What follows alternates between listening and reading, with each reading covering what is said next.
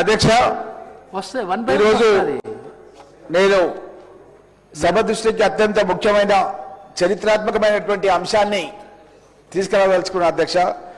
తెలంగాణ ఉద్యమకారుల సంక్షేమం గురించి అధ్యక్ష. తెలంగాణ హైకోర్టు 23 ఫిబ్రవరి 26 రోజు ఒక తీర్పు ఇవ్వడం జరిగింది అధ్యక్ష. ఉద్యమ కాలం లోపల ప్రాణాలను పణంగా పెట్టి పోరాటం చేసిన తెలంగాణ ఉద్యమకారులకు గుర్తింపు కార్డులు ఇవ్వాలని, వాళ్లకు పెన్షన్స్ కానీ ఇంటి స్థలాలు కానీ 8 వారాల లోపల ఇవ్వాలని చెప్పి అడగడం జరిగింది అధ్యక్ష. కాబట్టి రాష్ట్ర ప్రభుత్వానికి విజ్ఞాపన చేస్తున్న అధ్యక్ష.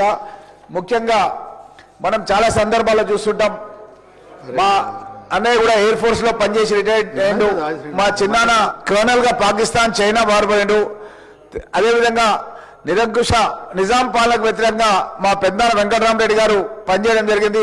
అదేవిధంగా తెలంగాణ ఉద్యమంలో నేను కూడా పచ్చి మంచినీళ్ళు తీసుకోకుండా పరిగి బస్టాండ్ దగ్గర 3 రోజులు అమరనాథ దీక్ష చేస్తే పోలీసులు అరెస్ట్ చేసి నిమ్స్ హాస్పిటల్లో అడ్మిట్ చేశారు అధ్యక్ష.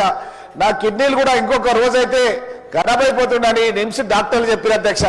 కాబట్టి నేను కోరుతున్నాను అధ్యక్ష, ఎవరైతే ఉద్యమకారుల పైన కేసులు పెట్టిరో ఆ కేసులన్నింటినీ కూడా మన ప్రభుత్వం విత్డ్రా చేసుకోవాలని కోరుతూ అధ్యక్ష. మా పరిగి కోర్టులో 100 ఏళ్ల చరిత్ర కలిగినటువంటి పరిగి కోర్టులో కేసులు చాలా ఎక్కువైపోయినాయి అధ్యక్ష. కాబట్టి ఒక అదనపు కోర్టు కూడా మాకు శాంక్షన్ చేయడానికి ఆల్రెడీ హైకోర్టు రాసింది అధ్యక్ష.